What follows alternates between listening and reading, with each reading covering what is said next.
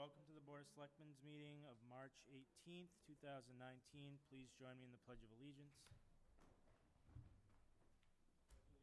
Feels Tomorrow.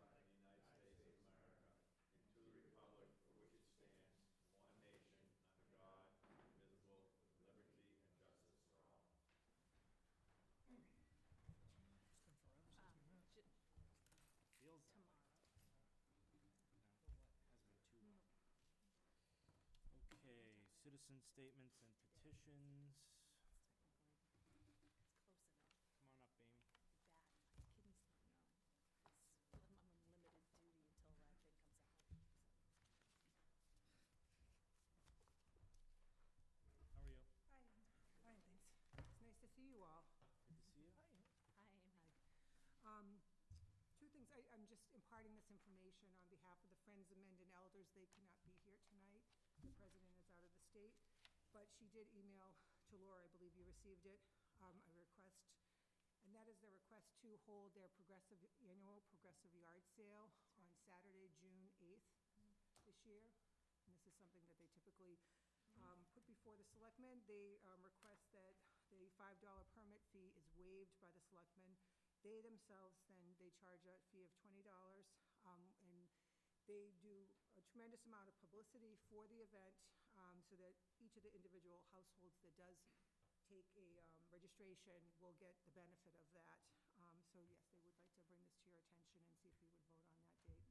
All the money they raise goes back into the senior center to help update the building, help with programming, expenses that we don't have in our budget. So the money stays here in Mendon. Sounds good. Is it on the last page? It's on the last one. Let's see. So I move to grant the yard sale permit for the Friends of Mendon Elders Progressive Yard Sale on Saturday, June 8th, 2019, and waive permit fees. Second. Further discussion? All in favor? Aye. Aye.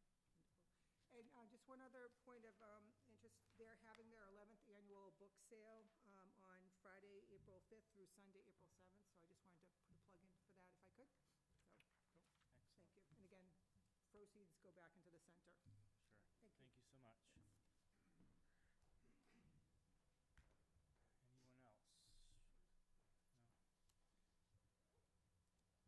Correspondence to the board, liquor license fee abatement request.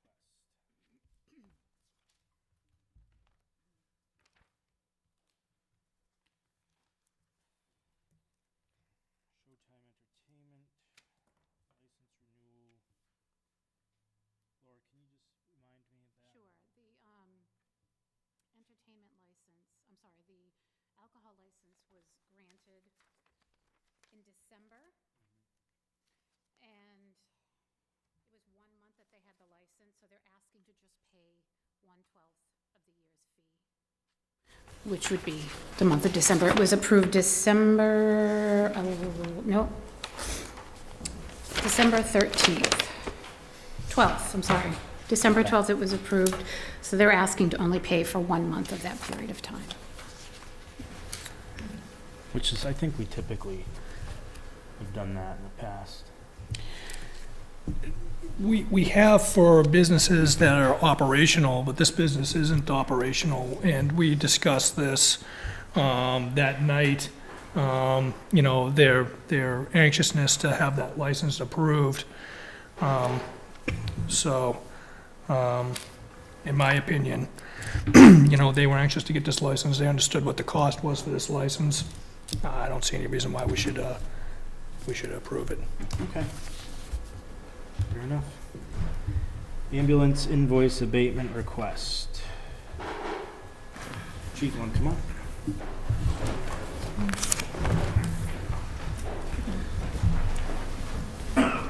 So we've had a couple of abatement requests for ambulance fees come through. I think I forwarded one through to you. Is that in your book? Probably. Yep. And I'll forward the other one maybe for your next meeting. Sure. So this was for an ambulance call from last May. And there was a letter sent, this apparently started before my time here, but they ended up sending a check for $375 on December 15th as partial payment of the $1,175 bill, and they're looking for the other $800 to be abated.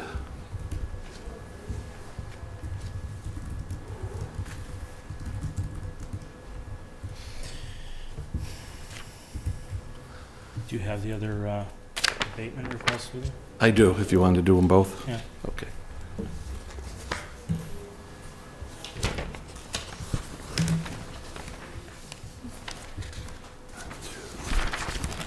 There's three.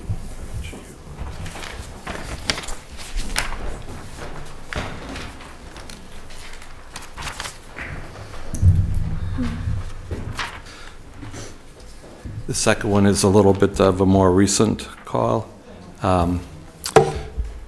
And after the initial contact to us, the billing company was able to appeal the initial payment and did get more of a payment in. So the original bill was for $797, of which $637.60 was paid by the insurance company, leaving a balance of $159.40. Says there will be a lawsuit and she will not pay. She was not happy when she called the station. I did not speak with her. She called when I was not there, but yeah.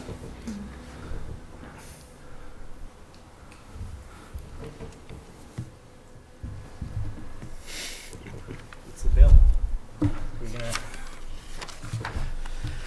And some of this may fall into the discussion that is a little bit later on the agenda on how to handle the ambulance billing.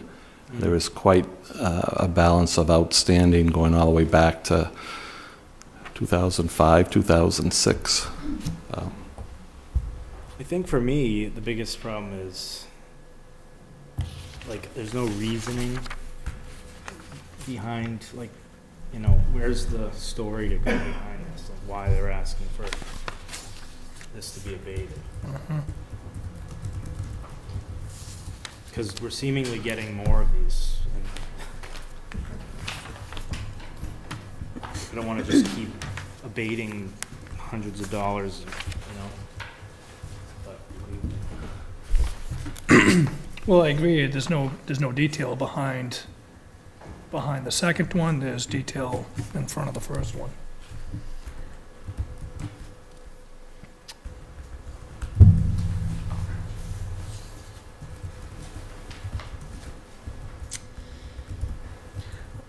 I guess it becomes a judgment call. You know, and unfortunately, ambulance services cost money.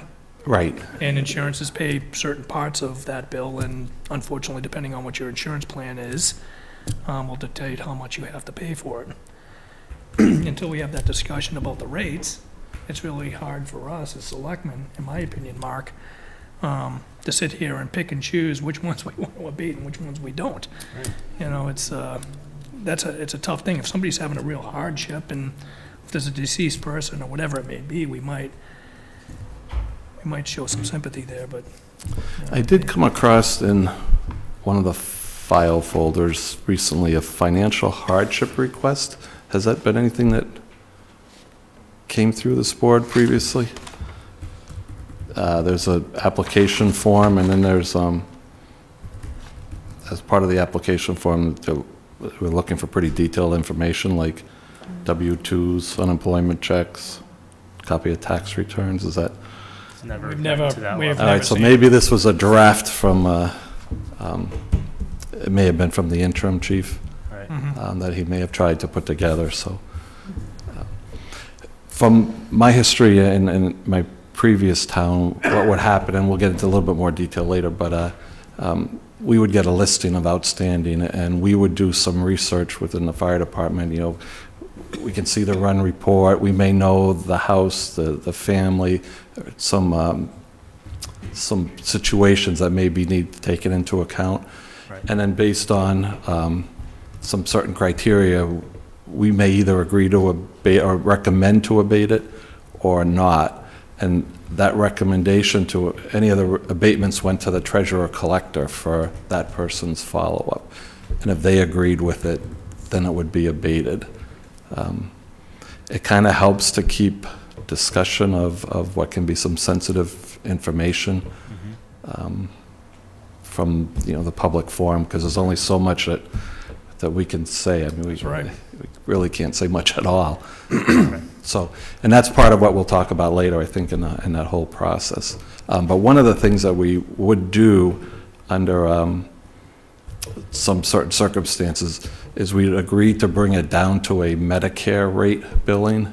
Let's say it's a self-pay, a private pay person, they don't have insurance, and that for whatever reason, they don't have the government insurance either. We would abate it down to essentially what a Medicare rate would be, which right now would be about half of the bill at the rate that we bill today. I mean, I'd probably have further questions about how the ambulance services bill out, but I don't want to have that discussion right now until we have that follow-up discussion later on. Well, I mean, we can hold this off again. Okay. That's acceptable. Okay, sure. Okay. Well, that's gonna come up in a little bit, so. Okay.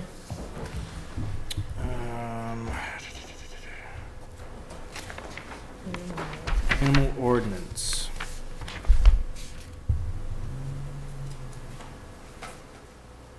Is Carol here? Hi, Carol.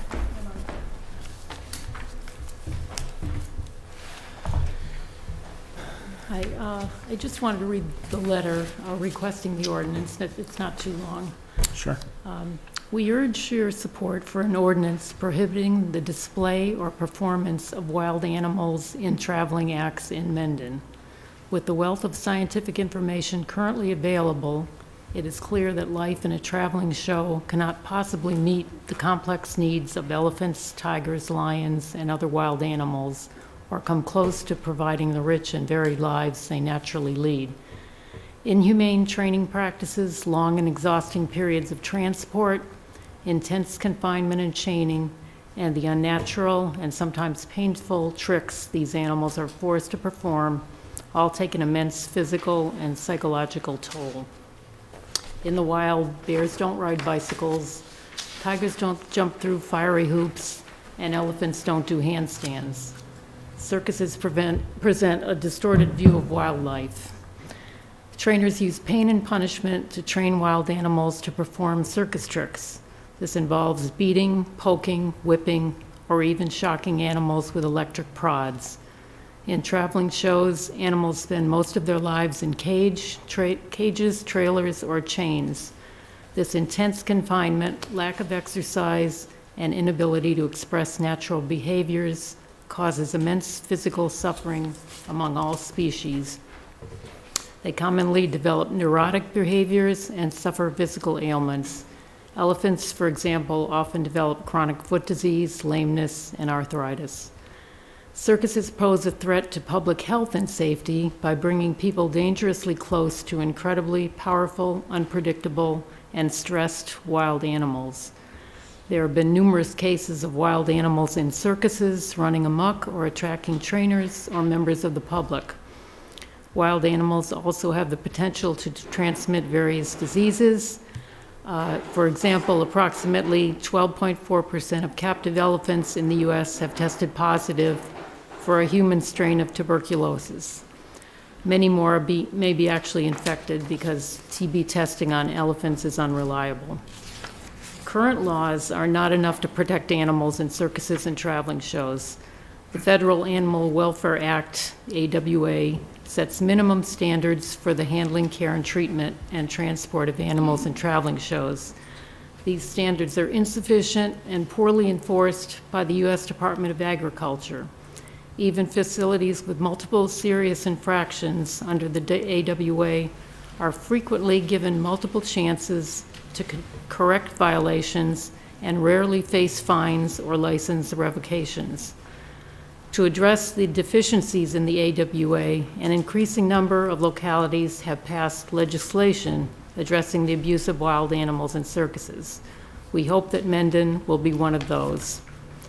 We respectfully urge you to support an ordinance that would significantly improve animal welfare and protect public safety by prohibiting the display or performance of wild or exotic animals in traveling acts in Mendon. Thank you for your consideration. And seven of us have signed this. I've got several supporting documents to leave with you. Things that the Humane Society of the United States has put out, the MSPCA in Massachusetts, the Animal Defenders League internationally, that provide more details on the suffering, photos of, the tools, the bull hooks, confinement, and there's specific examples of what's happened here in Massachusetts. Right now, there are 7 Massachusetts communities, cities, and towns that prohibit wild animal acts. And there are 2 bills pending in the state, but we can't count on those coming to pass. I've got information on those also. And as of now, there are over 90 House and Senate members in Massachusetts that have signed on to co-sponsor these 2 bills. There's a House docket and a Senate docket. I don't know why they have 2, but Sure. that's the way it goes, I guess. So there's a lot of support for this type of thing here and, basically everywhere now. Brian Murphy is one of the co-signers, just by the way. So there are plenty of circuses now that don't use wild animal acts, and that's becoming more of a trend, and they're doing very well. There was one that performed here in Mendon in 2017, the Kelly Miller Circus. That was before they stopped using wild animals. The circus wasn't doing well. The owner, who was a member of the original Ringling family, sold the circus at the end of the 2017 season. And since then, they've gone without animals, and to, great reports on more people attending opening performances said it was the best show that they have seen in years. I've got a list of several other circuses that are animal-free and are, doing very well. Sure. So they're, people want to see a circus, there are alternatives. You don't have to, animals aren't entertainment, basically. Cruelty is not entertainment. Sure. So I would just like to, leave you a copy of the letter, the ordinance, and several other documents for you to Yes, take a look absolutely. at. And So it's too late to do in May, at our town meeting in May, but, potentially we could do it, put it out there in November. what does that mean? What, So this would have to be addressed at a town meeting. it would, okay. So it'd have to be put into the bylaws, so it would have to be done at town meeting. So the warrant is closed for the May annual town meeting, and our next one is November. Okay, I didn't realize that. Yeah. Otherwise, I would have. So, if somebody requests a circus in Mendon this year, what would happen Well, they have to, with animals? did they get approval from us for that? Is there a permit, a license for? There's not a license for it, but don't they have They the town usually- fair, and they just asked to, They've asked for the parking, I think, Right. right? yes.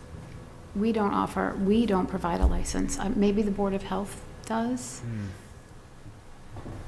I thought, I asked about this last May, when Okay. I heard that the Zerbini Circus was already coming to town. It was too late at that point. And I was told that the selectmen would normally approve that. So that's why I started this whole process to. Sure. I know we usually approve something with that, but I think it's because they ask us to use the town property for the parking.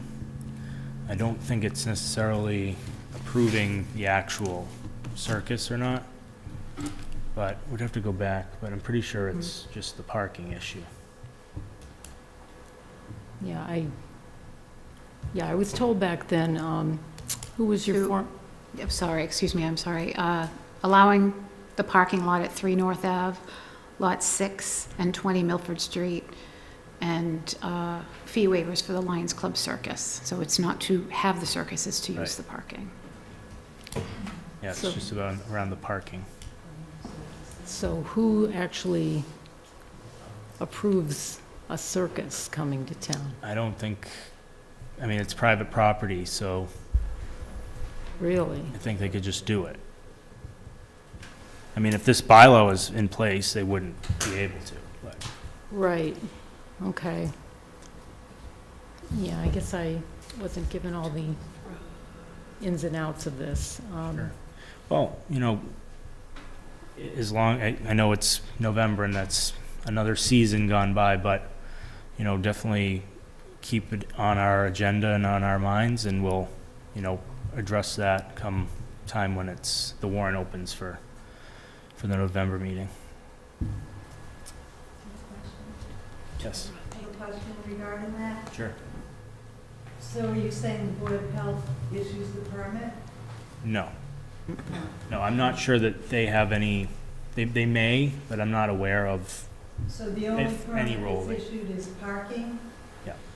Yeah, So you'd can think you there would deny have to be parking some to have permit? wild animals just appearing on the streets of Mendon, you know? Not that I'm aware of. Who was the Board of Selectmen that resigned recently, the selectman? Rich Schofield. Yeah, I think he told me last year, because I had sent an email to the selectmen, and I thought he told me that it was, you know, approved by selectmen. That's how I got that information, you know? Yeah, it's only the parking. So that's the piece that we approve, that's it. Yes, I have a question. sure. When, so would the Board of Selectmen, would the board put this on the town meeting warrant in November, or is that a citizen's petition that would get it on? Is this something, in other words, is this something that you're willing to put on the warrant in November? I would be open to that discussion, yeah. So I wouldn't- would you want a discussion ahead of time? So Yeah, you I'd can like put to on the have that- agenda prior to Yes. November? Yeah. To the warrant closing? Exactly. Okay. Yeah. Okay. Thank you. You're welcome. So Go ahead. it's months in advance. So the warrant just closed last week, March, for May. So just be aware that around When do we open that? we've been having the usually? meeting the last week in September, November, the end after of September. Thanksgiving. So just fast forward about 2 months prior to that, 2.5, and that's around the time when the warrant closes. So you want to be thinking about it right around after back to school time. So we'll open the warrant in usually September time. Right, and then you can meet with the board and find out if they're in support of putting it on, and if not, then you have time still to do a citizen petition. Okay, it's just, I started this process last year, so I wish I would have known it required this But you meeting but for to do it citizen at. petition in November, you need 200 signatures, right? I think it's, It's a lot it's more. 250. Right, 250. For annual town meeting, it's 10. So just, again, so you have your information, 10 signatures for May, 250 for November. But let's have that discussion in September and see where the board is. Okay, so if I had gotten on the May thing, I would have only required 10 signatures? Correct. But you may not need any signatures. You're right, you might not need any. Well, what determines that? If the board they will decide to agree to put it on or not. put it on the warrant. And you guys are the board? Yes. Okay, so what else would I have to do to convince you We'll to do that? just come back in September, we'll have that discussion. I'll have another Because You it's mean gonna to be a in regular November. selectmen meeting in September? Yes, Okay, or even end of August. okay. Okay, Okay? Thank you. I'm gonna leave this. Yes, please do.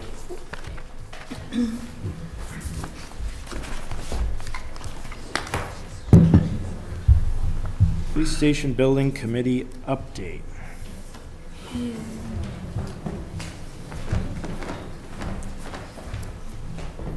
Hey, Don. Gentlemen, How are you? thank you for having me. Just a few things. It's been a couple of months since we've last given our update on the police station building. So, thank you, Mr. Chairman, for coordinating a groundbreaking ceremony. So, Did my we are best. going to try to coordinate an official groundbreaking on Friday, March 29th at 9 a.m.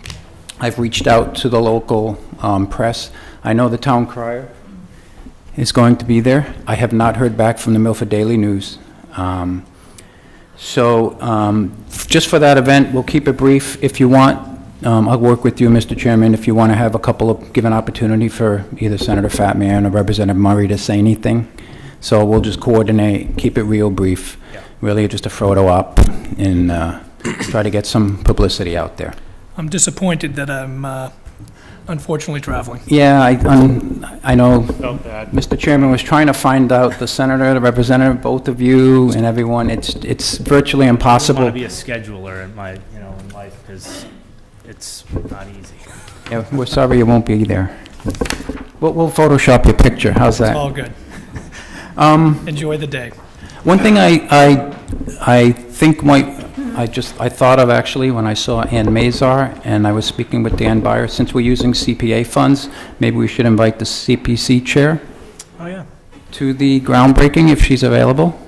Are you not available? I just put it in my calendar. Oh, okay, great. Thank you. Or a representative from the CPC. Thank you. So that's it for the groundbreaking. I think we're all set. We'll just coordinate a simple, short ceremony. Okay. Historic District Commission, I just wanted to bring you up to date since we technically do not have a formal Historic District Commission. We don't have a quorum. We did meet with the existing 3 members about 2 months ago, reviewed plans with them, got their input. So we're trying to be as compliant as best as possible with the bylaw, but we technically don't have an approving body. So we're following the process, but, the approving body doesn't exist. So we did share the information with the Historic Commission as well, and Dan Byer actually shared it with the chair of the CPC, and provided some information. We're making sure we're doing as best as possible to comply with all the historic regulations. So we'll do another check-in probably in a few more months when we start, maybe later in the year, actually, when we start picking out actual, colors and forms and stuff like that. But, so we're following it as best as possible. But if you have the opportunity to appoint any additional members to the District Commission, that would, I'm sorry, is that I hit?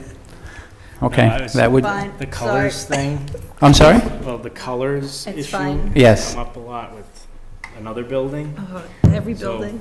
Just hope we, Actually, there's certain compliances, actually, Ann was, forwarded us some wording to be compliant with the Secretary of Interior standards for the treatment of historical properties. So we're following the guidelines, because actually the new addition is not supposed to completely blend in with the historic structure. It's supposed to look different. So originally we had some brick on that. We've removed it completely. It's going to be a completely different structure. So we're doing the best we can. We've gotten great support from CPC, Historic Commission, so we'll trying to be as thorough as possible. that's good. Next up, just the funding. I know you have on the warrant a placeholder for the additional funding. So I believe I completely understand what's required, so I'll be prepared to put some presentation together for town meeting to explain the situation.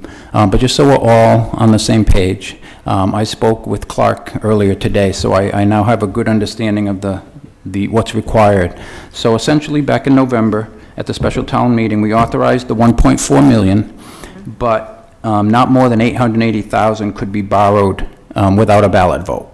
So we got the 880,000 to award the contract to the general contractor.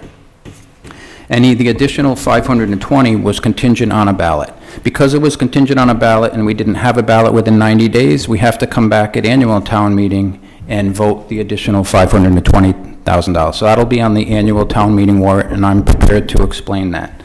Then on the ballot, we will ask for the full 1.4 million to be excluded on a Prop 2.5 debt exclusion.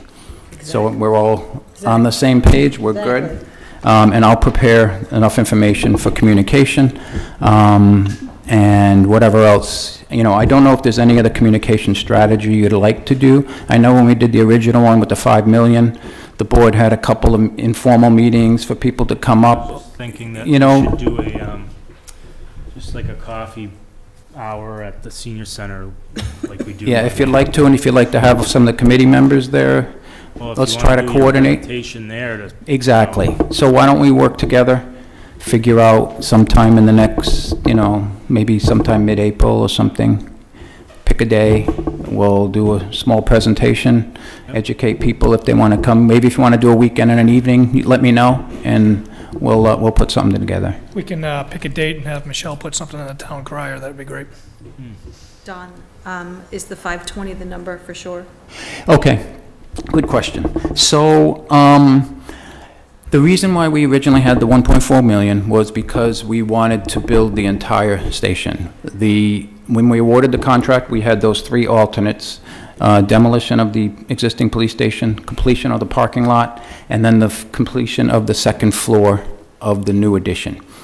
When we budgeted it, we thought it'd be about 520. The current general contractor came in at about I want to say 490, something like that. So close, 467. 467, thank you, Kim, for those 3. However, that was only binding for 30 days. So what we needed to do, we were going to reach out to town council to say, do we need to go rebid this? But I was able to get a ruling this morning, actually, from our OPM reached out to the Attorney General's office, and I got this email today at 5 o'clock.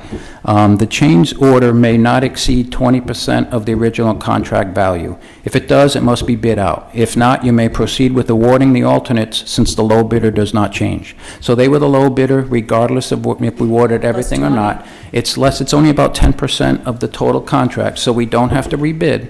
But the original bid that they gave us is no longer valid. So we've reached out to the contractor and asked them to re-estimate those 3, so we don't know what the number is yet. I hope to have that soon. Okay, Okay? good. But- Within 30 days of the, if he's going to continue on doing a 30-day acceptance of the bid, then it would have to be 30 days prior to the Right, town right. meeting, so. We're hoping that it, hasn't been much of an escalation from, Yeah. the Or original. maybe he can extend it for a longer period. They could have. They're gonna go back and look at the numbers, and they may just say, numbers are good, Yeah. run with them, but we don't have that Yeah, yet. So that's I fine. don't know the exact number yet. Perfect. But we got the ruling, so that's good. And lastly, just a quick update on the construction, as you see. Demo has begun on the existing building, trenching, other work. The soil remediation should start soon, but basically they're focusing on the interior and utilities of this building. One question that has come up is what type of good communication plan do you want to have with, like, the town?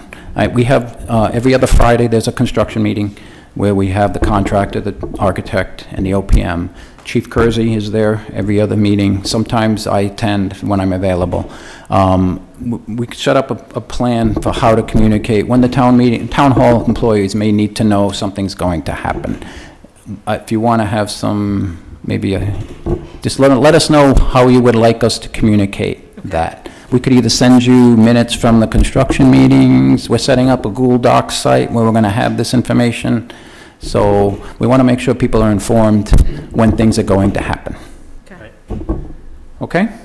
Great. I think that what would, in my opinion, what could be helpful would be just a dashboard that can be sent over to Kimberly, and then Kim can Can forward it along and just show what the impacts are and what the Okay. progress is. I think in my opinion, what would be concerning the staff is any impact to them whatsoever. Absolutely. Logistics, stuff like that. Otherwise, it's just a good update. Right. I also think that because of the proximity to the project and people coming in, it might be nice just every once in a while, sort of to give it sort of a friendly update about what's happening with the project. So, because when residents ask questions when they come in, rather than have the correct information, Sure. feeling like they don't know the time schedule or that's Okay. just, just sort of like, here's what's happening with the project this month, and some, not all the time, just every once in a while. Yeah, so again, and every 2 weeks, we get a look ahead for the next 3 weeks, so maybe Yeah. we'll communicate that to you, Yep, and then how you want to share that. Right. Okay, that works. It'd But, also be cool to put it on the website, to be honest with yeah, you. right, I think. but we're people are- actually gonna work on pictures and stuff, but yeah, maybe that's a good point. If you want, we could put something on the, Yeah. I've been working with Dan Byer on doing stuff for the website as well. We're gonna plan to put pictures up, so Yeah. people can see the People are very progress being interested made. in the project, so I think, Okay, so we'll do between the website and communication to Kim. Sounds good. But everyone's been very supportive, thank you. Any questions for us? No, nice to see it moving. Oh, there's a question over there, though. Mr. Byer? Are we sure that the town meeting vote and the ballot vote don't have to be for the same amount as opposed to a ballot vote for 5 million or 500,000, whatever the amount is, but the ballot vote's for 1.4 million? the ballot vote isn't actually for 1.4, it's for in excess of $5 million. Yeah, so The that's a very language. good question. So I spoke with Clark Rowell. Basically, the ballot will be, shall the town of Mendon be allowed to exempt from the provisions of Prop 2.5, so-called the amounts required to pay for the bonds to be issued in order to pay additional costs for the police station project in excess of $5 million, approved for this project under Article 27 of the warrant of the town meeting held on May 5th, 2017. So it's basically whatever, the only amount we've approved so far via debt exclusion is the $5 million from May of 2017. So anything in above that needs to go on the debt exclusion on the ballot on whatever the ballot, May 10th, 12th? March 18th, 18th? no, May No. 5th, May 4th, 5th. That's the Friday. The ballot is on the Elections, mon, the the 14th. following week, yeah, whatever that is. So that's what will be on the ballot. So it doesn't have to have an exact dollar amount on it? It does, dollar amount does not have to appear on the ballot, correct? But on the, we're going to talk about that on the language on the warrant. There's 2 articles on here now. They have to be condensed into one. And it's to give additional authorization to borrow in excess of 2.5 for the 520 that he's talking about. We have the authorization, well, we have it for the 880. Anything in excess, we need to also ask for the 520. Yeah, so the And- 880, we have authorization to borrow, but that's within Prop 2.5. Right. The 520, we will put on annual town meeting Right. on the floor. That will be contingent on a ballot, because there's no way we want to go anywhere within the existing levy. The 1.4 will take all of it out of the existing levy and go on a Prop 2.5 debt exclusion. Does that clarify? Yeah, I just want to make sure we get it so that it gets accomplished. Right. That's all. Strong work. Thank you. Thank you. Thank you. Consider request of Troop 44 Boy Scouts to hold a cannon bottle drive from 9 a.m. to 2 p.m. Saturday, April 27th. So I move to approve Troop 44 Mendon Boy Scouts of America request to hold a can and bottle drive from 9 a.m. to 2 p.m. on Saturday, April 27, 2019, in the Town Hall parking lot, and to hang a banner 1 week prior to the event. Second, discussion. Are they aware of the limitations of this lot now? Kevin's here. Evan, they do know that? That's- Okay. Is it usually a lot of people at once, or? Mr. Chairman, the activity is usually held right up against this side of the building Okay, and away from that, and that still leaves a drive lane, and what happens is the scouts and adults are gathered right up against the stone wall bottom of the ramp, and as people drive in, they go to their cars, help them unload, and bring them back over here to count them. So the drive lane exists, and we get people in and out quickly. The adults have the kids unload quickly and just move them through. And we're well aware of the limitation right now. great. Okay, all in favor? Aye. Aye, Thank you. thank you.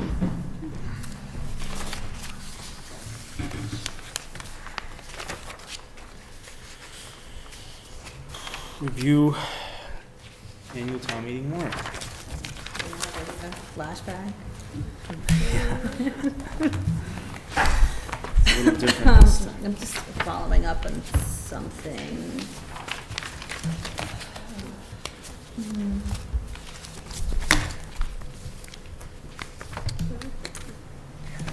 Okay, so warrant time.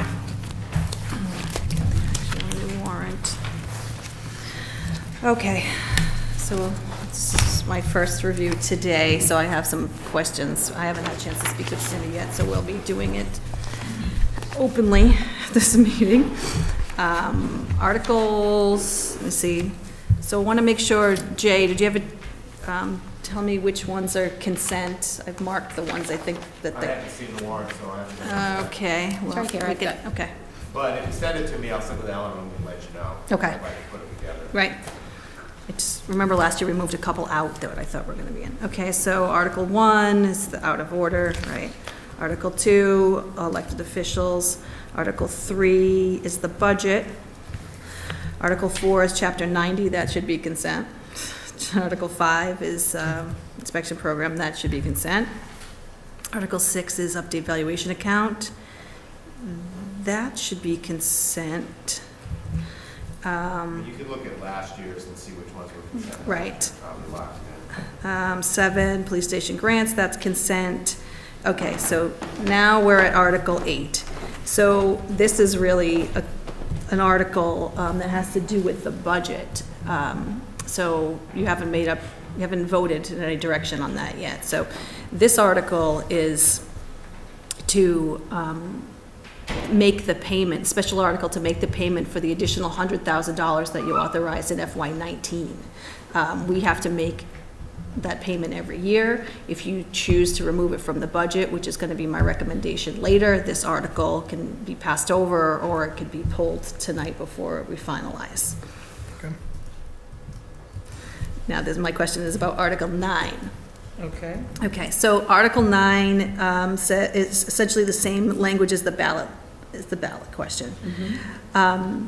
We have authorization to borrow the 880 in any form. Anything in excess of 880 needs to be passed at the ballot. This just says in excess of 5 million.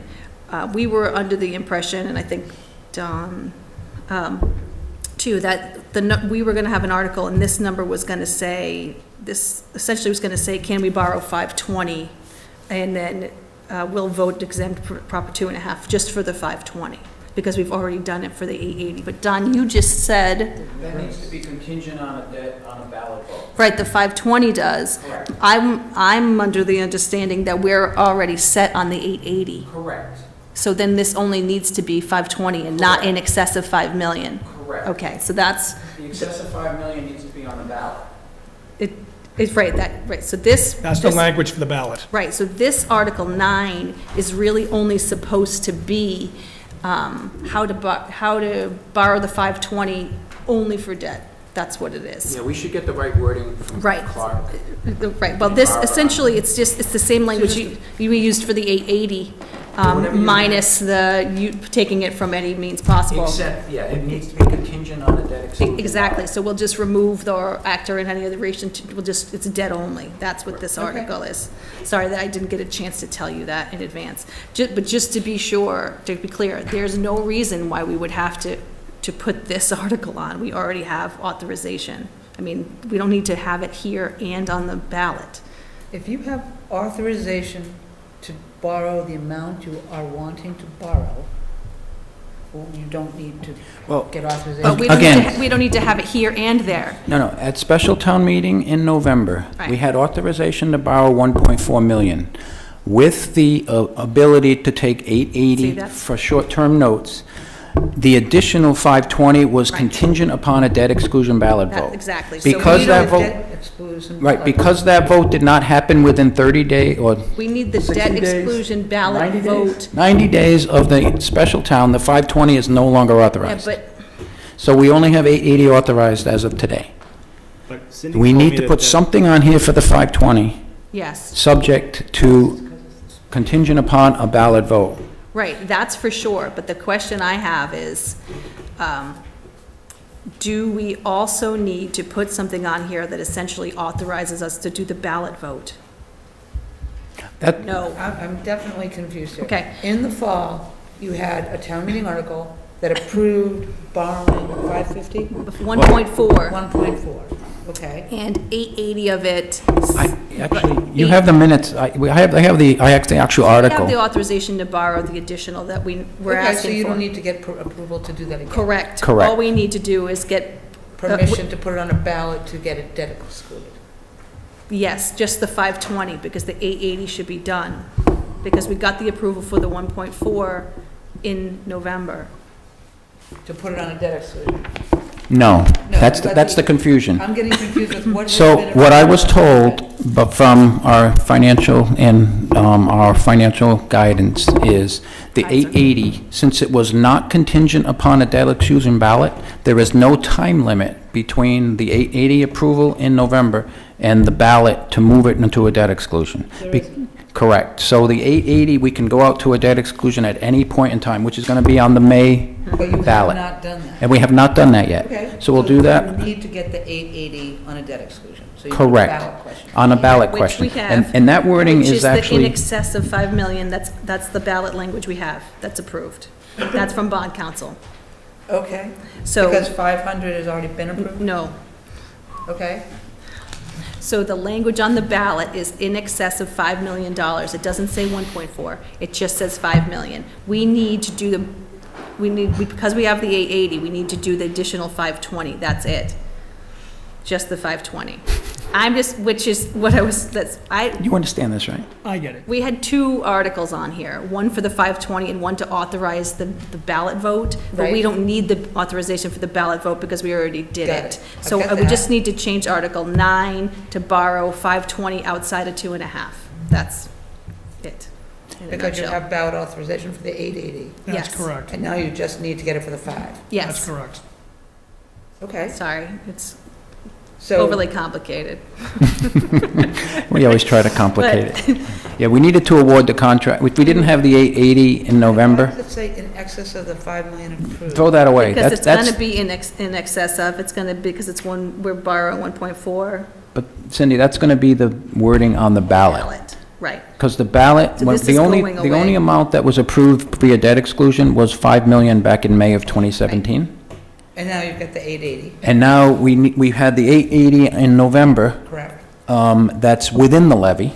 Right. So you need to move that to the? We want to Right, move and the we already 880 have to a the letter debt. from bond council authorizing, Yeah, we can I've borrow, seen that that. we're good to go on the 880. And then we're going to ask for an additional 520 on the annual town meeting, subject to a ballot. Right. So So it'll- you're asking both The 880, borrow the 5 and to debt exclusion? we want to take the 880 plus the 52, No, it's 20, and put it on one. Finish, so it doesn't get, people don't get tripped up. Go It's ahead. simpler.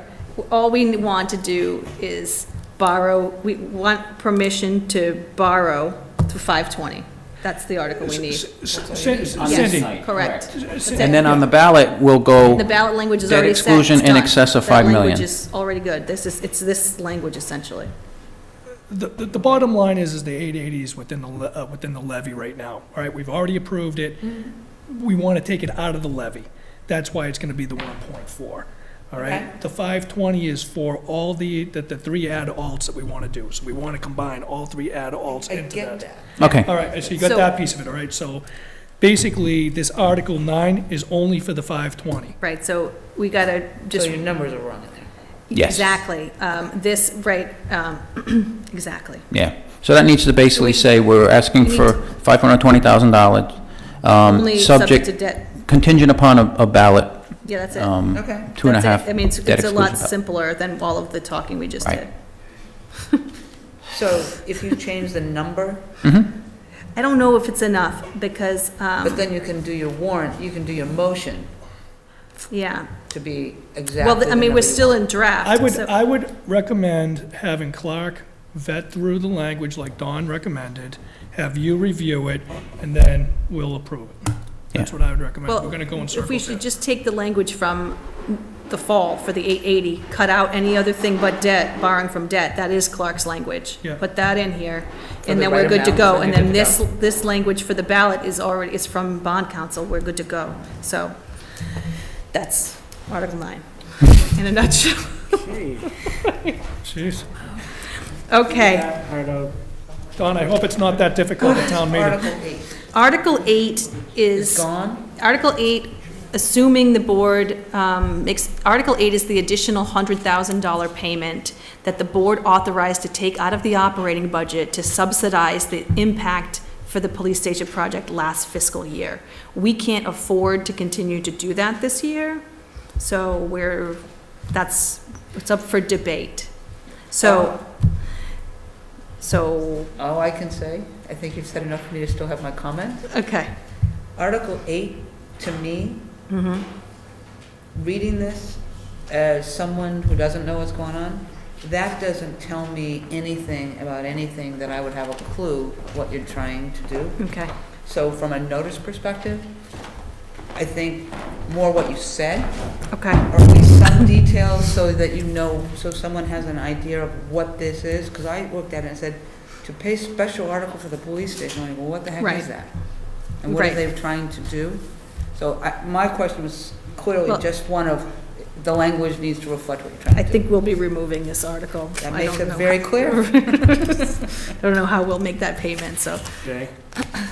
Didn't we, when we passed the original police station, we authorized the cost, but the selectmen, the board chose to try to fund part of that debt with $100,000 from operational, is that correct? Correct. Why do you need a town meeting vote to stop doing that? Not to stop doing, well, it's on here in case we were going to do it. In case you were going to appropriate $100,000 from, The why I- wouldn't it be in Article 3 then?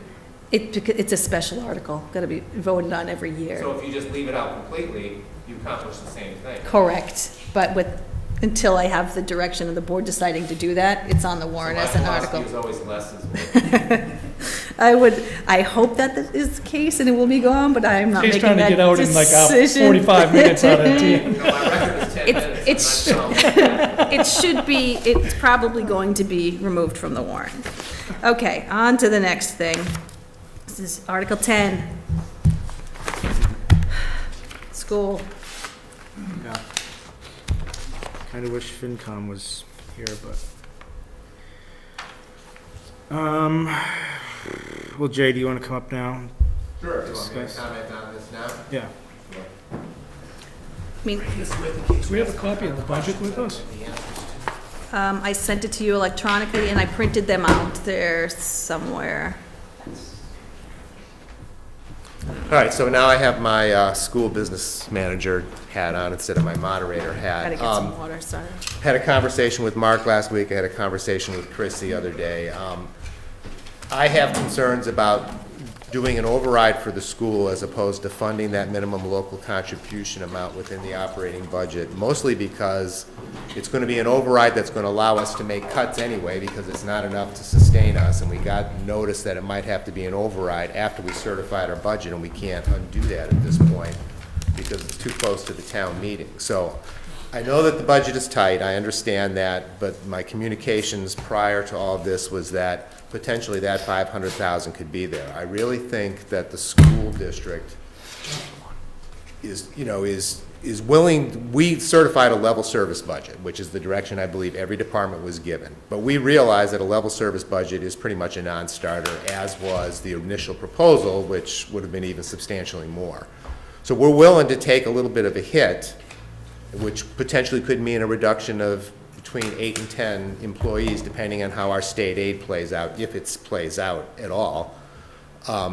But I think we need the town to step up and appropriate the equivalent of that minimum local contribution. We've already gotten an agreement from Upton that they would do the same. They happen to have a reserve fund, so it's a one-time thing. But I think we need more than 6 weeks to put together an override campaign, and I also think it is critical for the town that we pass the debt exclusion for the police station. And I think if you put an override on there for the schools at the same time, you're going to confuse it. People are going to look at it after getting fairly substantial tax increases this year due to taxing to the levy and reassessment, that I think they're both going to go down in flames, and in the long run, it's going to hurt us all rather than help us. So I really think if it's at all possible that we can fund that within the budget, we then have 15 months or so to put together a proposal to come back to the voters, and at the same time, I think the town, I really think, needs to start thinking more long-term and come up with some kind of a 4 or 5 year plan of where we want to get to, and then we can work together to try and make that all happen for everybody. I realize there's limited money, I realize it's tough, but at this late date to put an override on now, I think you're setting us up for failure this year and failure next year, because we'd have to do it twice anyway. Just an override this year isn't going to be enough. I mean, we already took out any of our initiatives that we had hoped to try to do to sort of follow through on our strategic plan, thinking we'll put it off for a year to try and see if we can get through the next year and do the best we can. And we did that in hopes of helping the town get through its debt exclusion on the police station, because as I said, I think that's critical to your operational budget, to get that out of the operational budget. So what would I mean, things will change, but rough idea of the override for next year? Yeah, I have no clue. I mean, so what's me personally now, I'm only going to speak about what I try to think of as looking in the following year. I'm hoping that some of the foundation budget review stuff will get implemented. One of those is a minimum increase in Chapter 70 of $150 a kid. If that happens, that would be another $300,000 this year alone, as opposed to the paltry $40,000 we're getting. I mean, again, our state aid this year is less than than the current year. You know, by not a lot. It's basically flat. It's about $740, I think, less. But if some of that were to be implemented, if the town were to potentially have some other revenue coming into the town, which would be a positive for the town, then, you know, we'll see where that lands us. But it's hard for me to say right now. It really is. The strategic plan doesn't have a ton of stuff in it that has a financial implication. We are in negotiations next year with all of our associations, so we have to take that into account. But, you know, there's the same things that are unknown every year. Health insurance. Salaries are a little bit more predictable when you have a contract, but when you don't, they aren't. Special ed out-of-district stuff, I mean, it's really an unknown. I mean, what we're finding at the school, and, you know, Chris, you know this because you work in this industry, the social emotional issues that we're having in a public school district are way beyond like when I was in school, and the cost of that, and, you know, the idea of bringing in psychologists and having behaviorists in the buildings, the demand is there, and we can't fulfill it. But I think we can accomplish, you know, a year of just holding back, but we can't do it if we can't get the 500,000 from Mendon. It just, you know, it totally sets us back and sets up a spiraling effect that's going to really hurt us long run. You know, and if you go back to those years when we were in our spiral before we kind of came out of it, you guys were getting hit with fairly large hits to BVT because nobody wanted to go to Nipmuc anymore. One of the reasons your assessment to BVT is basically flat or less this year is because kids are going to Nipmuc and not BVT. So your enrollment's down, so your assessment goes down. I think from my perspective, Mark, you know, my frustration is this, and Jay, you and I talked about this. This is unsustainable, this pace. So when we talked about the override 4 years ago, you know, our MLC was at 66%, and now it's at 74% in 4 years. We did 8 points in 4 years. That's 2 points a year. We can't sustain a $500,000 increase annually. I mean, that is just unsustainable. We can't do it. There is a serious issue right now with the funding formula, and this has to be fixed. We can't, we'll bankrupt our town, or our taxes will be up at in the 20s.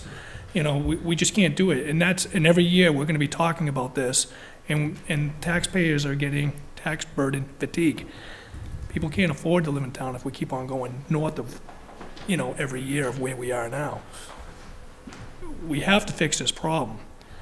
But this is a problem that's not a problem that we as a town can fix, or we as a school district can fix. It has to be done on a state level. That's right. I mean, so you know, the comments that I was, in my conversation with you, Jay, was, you know, the MLC is the MLC, and that's driven by the state. Health insurance is health insurance, and we don't have control over that. You know, so where do we... But sorry to interrupt you, but this year is not, the driver isn't necessarily the state's minimum local contribution.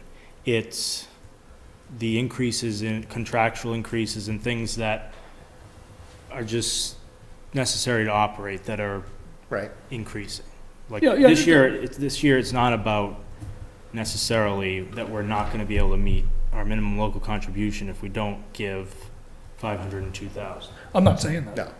Right. Yeah. Until this town has no more money in that line item that says operational additional, you will always be able to make. And that was the biggest issue 4.5 years ago. Where Correct. that operational additional was close to running out. And then we had no choice but to come up with the money. Yeah, that's not what I'm But saying. I'm just the saying, whole- everything's a contributor when it comes into that delta. You know, that's the challenge, and we can't sustain that. That delta doesn't go away. Right. And the whole thing about target share, I mean, and this, you know, if you saw Joe's presentation, I don't think any of you were there, but he had his, you know, a little animated target that was jumping all around, because that's what it is. It changes every year. It's going to change next year too. Chris is right. It was 66% when we did the override for FY15 or 16, whatever year that was. Now it's 74%. It will cap at 82%, and we're liable to get there at some point. There's only one town around here that's there, and that's Hopkinton. I don't think that Mendon is considered as an affluent of town as Hopkinton, but the state looks at Mendon and Upton as relatively affluent towns. Property values are worth a lot, people make a fair amount of money, and that's what they look at, is municipal growth, per capita income, and assessed values. Yep. But a lot of that, you know, has to happen at the state level, so I'll push it to Mark to have the senator and our, you know, representative work on that. I just think we need enough time, because, you know, the school district is willing to take on, if we have to do another override, we have to do that, and if we can't get it, if the voters say no, then we have to deal with, you know, ultimately the voters get what they are willing to pay for, and that happens on a town level and on a school level. Yeah. But to throw us into that with 6 weeks to go for a budget that's really not going to sustain us at all means we're doing it 2 years in a row anyway. Yeah, I guess the only other frustrations that I have, and Jay, you and I talked about this, is that the out-of-district sped isn't counted towards our MLC. That's a frustration. Our transportation reimbursements, that's a frustration. That was supposed to be reimbursed at 100%. Right. What do we get, 50? No, it's about 65%, but we're getting a cut that this year. That's, you know, we get 40,000 in Chapter 70, and we lose 42,000 in transportation net of state aid, so it's like a net wash. Now, by the end of the whole budget cycle, that may turn itself around. I mean, that's one of our rationale behind saying, well, look, you know, we could be looking at 8 or 10 cuts, but maybe the state will come up with some extra money. Maybe we won't have 5 more kids go to Norfolk Aggie, so, you know, we'll save ourselves, if we only have 2, that's $100,000 we'll save alone just on that, you know. I mean, quite honestly, between the tuitions for Norfolk Aggie and Tri-County, we're spending almost $500,000 for kids to go that can't get into BVT because they're going to these other schools. If all that starts to flatten out, that all helps us, and so we can hopefully balance it out and try to get through the year.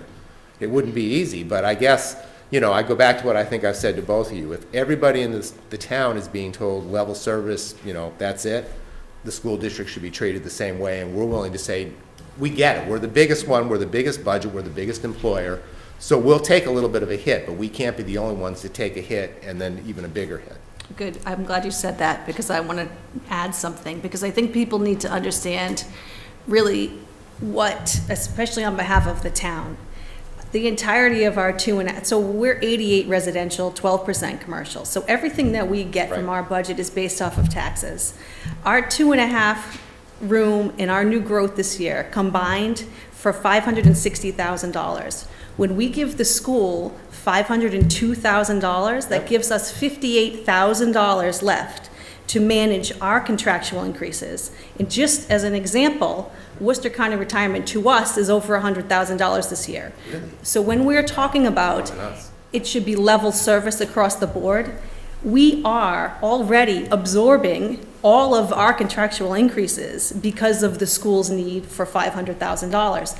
It's not sustainable. I mean, if we go beyond 500,000, we will be cutting actual services. It's not, this is not like an exercise for us. We are at the line. I mean, $58,000 isn't going to pay for even our increase in health insurance. I mean, so essentially, we are cutting to subsidize so that we can give $500,000. And we're cutting too in order to try and help. But I just don't like the perception that it should be level service and it's level service. We are cutting. Right. So that you can maintain some level, so that you can continue to grow. So we both take a hit. Correct. Is what we're saying. But it's a huge hit to the town at that level.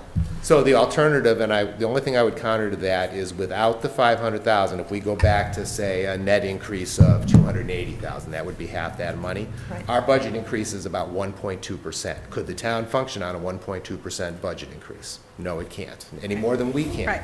So we have to make substantial reductions. I just don't want to set us up in a spiral, and I guess what I'm asking for is we need a game plan as a community of where we want to go, and we can't put that together tonight.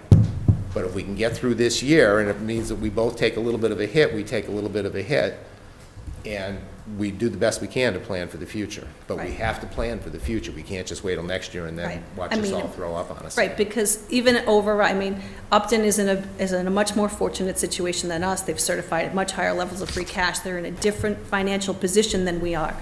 And we aren't prepared to take this sort of impact. Especially since we thought we had another year and a half in order to figure out how we were gonna fund something before an override. This is a huge shift I for mean, us. quite honestly, Upton is going to fund their share because they're in the same boat, because they have a stabilization account for the school from an override that they passed several years ago when Mendon didn't pass one. They put the money that 1 year into this account, and it's sitting there. So it's in essence a one-time shot for them as well, which they're not happy about, but they're willing to do Right. to avoid an override this year. Yeah, well, it's gonna hit them pretty hard next year. Well, absolutely, it's gonna hit us all hard next year, because mean- I think one way or the other, there has to be an override next year. And I hate to say that, because I'm not a big fan of them, but I don't know how we sustain things on a town level or a school level without additional revenue, so unless we have some other We corporation aren't coming in the same financial position as them. They certified free cash at $2 million. We have $800,000 in stabilization total. We do not I get it. have I get it. $600,000 to give to help bridge the gap to next year. That's everything we have.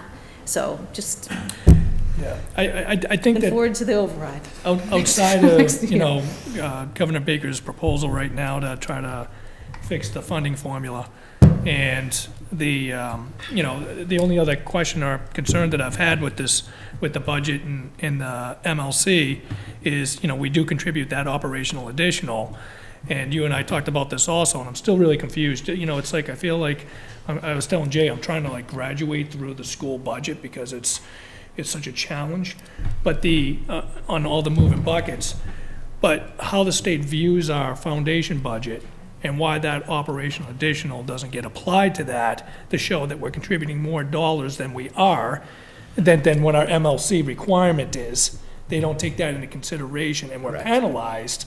I think that that's an issue, and that needs to be resolved, because we're paying $1.7 million more than our MLC. Right, I The totally state agree. isn't saying that we're not meeting our MLC. No, I'm not No, saying but that they're not, but we're when- being penalized. Right, foundation budget consists of two things, minimum local contribution and Chapter 70, and that's it. And so the foundation budget, I believe, for Mendon Upton for next year is about $24 million. There's only one or two school districts that's all they spend. There's places like Lawrence, or, places that are really, really poor. Most towns contribute around 120 to 125% above net school spending. We're at about 116%, so we're a little bit below that, but we absolutely contribute more. They don't factor that in at all. You guys could say, hey, you know what, we got a windfall, we're gonna give you $20 million. We're still not gonna be a target share because they don't count it. And, I did ask because it doesn't make sense to me either. So how are you supposed to ever hit target share if the That's minimum local what I'm contribution is set by them? Well, by readjusting the foundation budget, then I think a lot of this will go away. But whether they're going to do that or not is another story. The State House, the state reps and senators need to implement this. They need to figure out a way to fund it, because I think that's the challenge, is how do we pay for it? But they had a fairly substantial surplus last year, and a couple of the grants that they talked about are just now being made available, that they've known about since last July. But I don't have an answer to that. I can't really tell you, all I know is that I was told, no, we can't factor that in because we don't have the authority to determine what the towns do. All we can control is foundation budget and Chapter 70 and minimum contribution. So that's my pitch. And I know it's not a pretty picture. And I don't know what gets offset I haven't seen your budget, so I don't know what's in it. I know my budget pretty well, but I haven't seen yours. you know, but I mean, what has been rumored to me is that there are a couple of things that you'd like to increase or improve on, and I'm not saying that those are good or bad things. I think they're probably very valuable, but maybe those need to be postponed, just like we postponed some of our things that we wanted to do this year around social emotional health. Well, yeah, we're going to postpone, you know, public safety and people's potential lives at risk. Right. But, Right, and you know, quite honestly, that's all right. that's who we call when kids are like running off into the woods and, Right. you know, tearing down walls and stuff, and believe it or not, that happens. It's not a healthy day. You know, it's amazing the stuff that we deal with in the school district that is just beyond my scope of understanding, but it's not my place to, you know, it is what it is. So if I can make a recommendation, you obviously can do whatever you want, but $500,000, I put a list together. Since Jay told me many months ago, I've been prepared for that number. I know what that number is. I know what it means to our budget. Anything beyond that number is going to do significant damage to the town. I mean, and we're going to have to make some choices that we don't want to make, and quite frankly, override passes, doesn't pass, up to yes, where no, we might get stuck with a higher number that could be catastrophic to our budget. And I don't think anybody wants to deal with that fact this year. I think we just want to get through this year and then make some hard decisions next year, or hopefully not. Well, and let's continue to have dialogue, you know, throughout the course of the year, as opposed to just waiting. You know, I mean, you know, Kim and I have been communicating since what, October or November, but I don't know. I don't have much else to say. Okay, that's Article 10. cross that one off. I mean, you guys just got to let us know, you know. You know, if you can do it, you know, we definitely appreciate it, and we'll deal with it as best we can, and you're going to have to deal with it as best you can. Like I said, to me, it is critical that the debt exclusion pass, and I think our focus needs to be on that as a town. Because if you have to fund that 880 in operational, next year's totally screwed too, right? Well, the 880 will only be $110,000. So theoretically, it would be an issue, I mean, of additional concern is operational costs coming online from a new police station building. So you have to figure at a minimum, we're upside down 250 before we even get to FY 21. So it's, Think host agreement. yeah, I'm thinking many things. None of them I can say out loud, but yes. So, okay. Thank you. Article 10. I appreciate it, thank you. Mark. We are passing over Article 10. Okay. 11. Water. Water? Somebody here for water? Is that the enterprise? Yep. This is to change the year. We voted for 2019. Looks like we have to vote again for 2020. It's housekeeping. I'm not 100%. Is there another water enterprise article on there? Yes, there is. Okay. Do we want to maybe talk about them together since Yes, they're they're somewhat 11 and related? 12. There's a copy of the warrant right there. I think I have them because I think I'm the one that sent stuff to Lee. I met with Lisa about it. So I think what it was, so I met with Lisa last week about this. But it said Apparently, last year when the enterprise fund was voted, there was a whole nother budget component that wasn't all done together. So I think the recommendation is to just amend that vote to have it effective FY '20, but they wouldn't let him go. rather than go back and reopen the budget, and it was just cleaner that way. I don't know. I don't know why 12 Rely is on the needed. original language. I don't know why 12 is needed. So, what's explained to me by Lisa is with the enterprise fund, it is no longer part of the main budget vote. It is a completely separate vote that we Right. have to vote, and there's a whole big language that I assume will get made in the motion. Is that going to be Article 12? Yeah, Yeah, Okay. article, it's just a small, and we have the chart that goes with it. All right, so not to cut you off, so I have removed all of the public funding, or wherever it is. From the budget. What I didn't have information on at the time, and it probably came through the past week, I'm sorry, was if, I want to make sure I have enough budgeted with what's left. give me 1 second. So let me tell you what I have It's like left. 29 something. Yeah, but I thought maybe hydrants or something else. No, I think that's it. No. It'll load. Just want to make sure. No, it's 29. So one of the reasons that, I mean, we've, The FinCom did not support us splitting the hydrant fee between the two, oh, okay. which we wanted to do. What number is They this? told us, you can't afford it this year. Okay, so all I have left, so previously their budget was $177,000, okay? We've removed all the private water Correct. expense from the budget, which is $149,700, which means we've also removed that revenue from the revenue side. All that's left now is $23,660 Yes. Yes. for public water supply.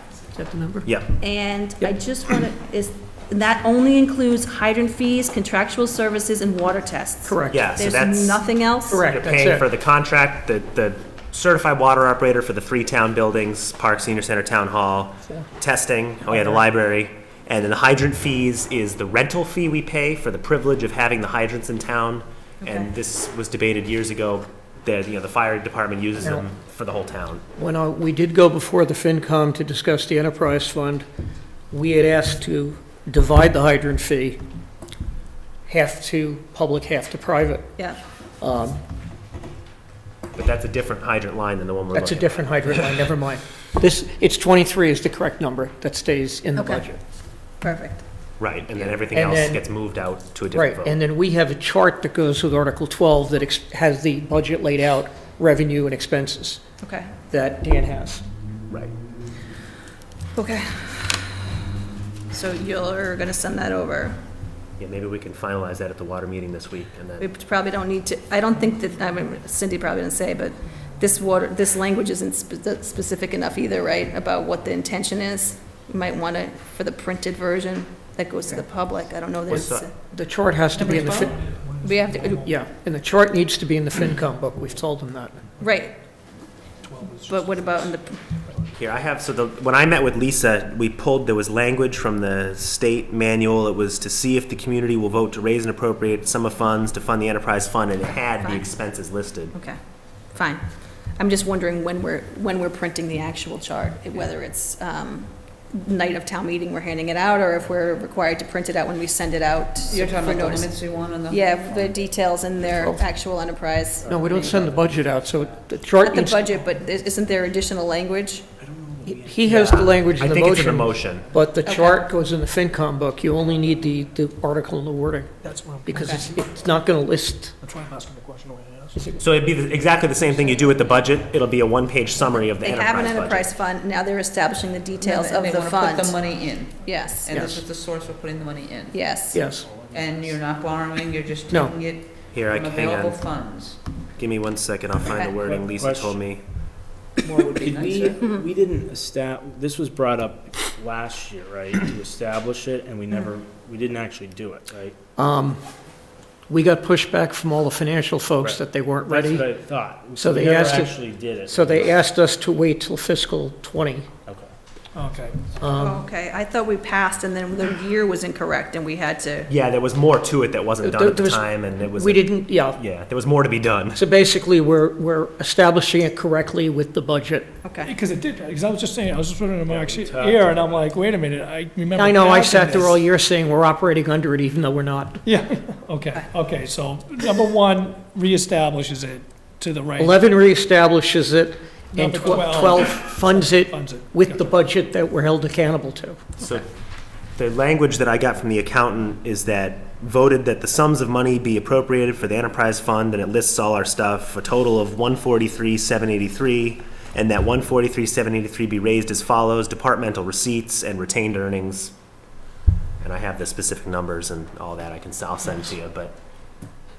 As long as there's no borrowing. No, Right, we're not, the intention is that the enterprise fund is gonna run at a surplus. It's not gonna be fed with any extra money. yes, if you think you're bad, just be with us standing up in May when we raise the rates, which is what we're going to have to do to break even. I haven't seen the budget numbers, sorry. I'm sure you've already worked on them with Lisa, but did you include an administrative fee for your Yes, hours? so what was explained It's to what me we about agreed that. to with you and Lisa and, Right, so where, Jen. because he gets paid out of the parks budget. So, So we have to make sure that we credit enough money that covers his costs from this, his water function somewhere else back in the budget. I'll send you, Or maybe it would be reduce good revenue. to meet with Lisa, because it's super complicated. I've had to have like multiple calls with her to explain it. All of that is part of the general budget. Right. And basically on July 1, they're gonna go and do like a transfer for Right. those indirect costs, but the indirect So you're costs are gonna not budget for voted it at in town there, and meeting. then they're gonna slide it over somewhere. Right. Fine. Yeah, and for instance, she's going to take 1/12 of what we owe the town every month Okay. and transfer it out. Fine. And does this board have to vote on a percentage of administrative costs? I'm just used, when I had a water district a long time ago, previous life, we voted every year for the percentage, 15, 20. Do they have to take an annual vote on that? Well, we agreed offline with you, Jen, and Lisa. If you remember, we went and did the thing.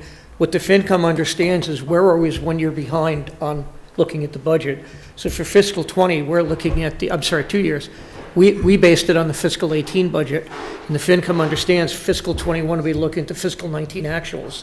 So that percentage will go up every year as the budget goes up. No, I know, but this board has to vote, I think. Somebody has to, every You have to year. vote It would on be a do good an annual- idea. Somebody, on Aren't they it, the same as the water commissioners? well, We vote on the percentage of the receivable. right, think so percentage every increase of the year at some receivable. point, so I assume we gotta do it, add Well, it to our regular we- list of things we We do. came up with a chart of indirect costs we owe back to town in conjunction with Kim, Lisa, and Jen.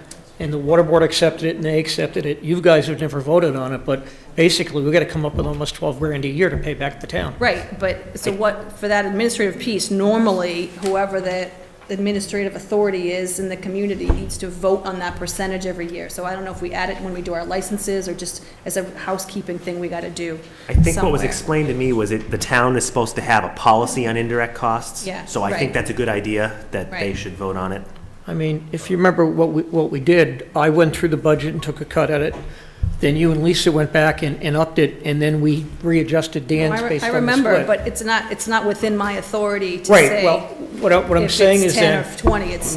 we should probably bring that spreadsheet to you so you can Right, approve it. exactly. It's Once in a our year, chart to go we to should town do it. meeting.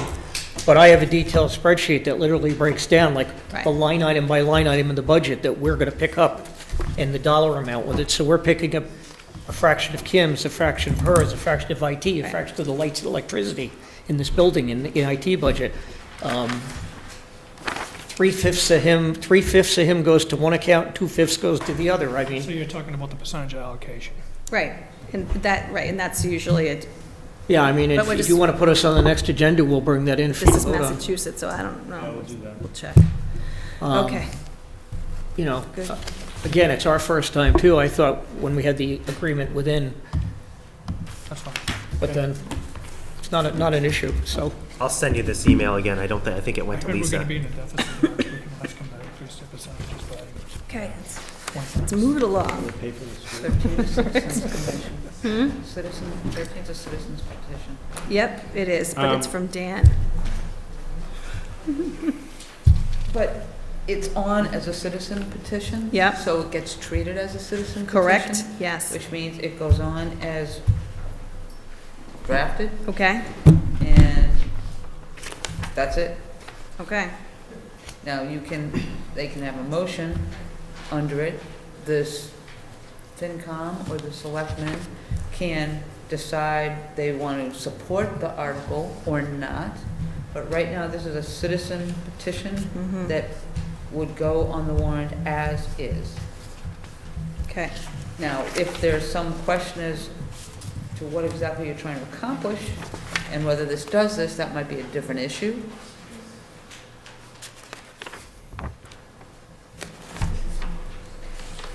But you're sponsoring it as a citizen, not Yeah. as parks. I think so. It wasn't necessarily an attempt to subvert the board. It was just, there was a lot of confusion as to what was going on, and we wanted to make sure it got on the warrant. And you've But- got all the signatures. So we decided to just get the citizen petition, just to make sure it didn't get cut off in case there wasn't a meeting. okay. I mean, I Then can it's speak on to the what we're warrant. doing, if you're curious.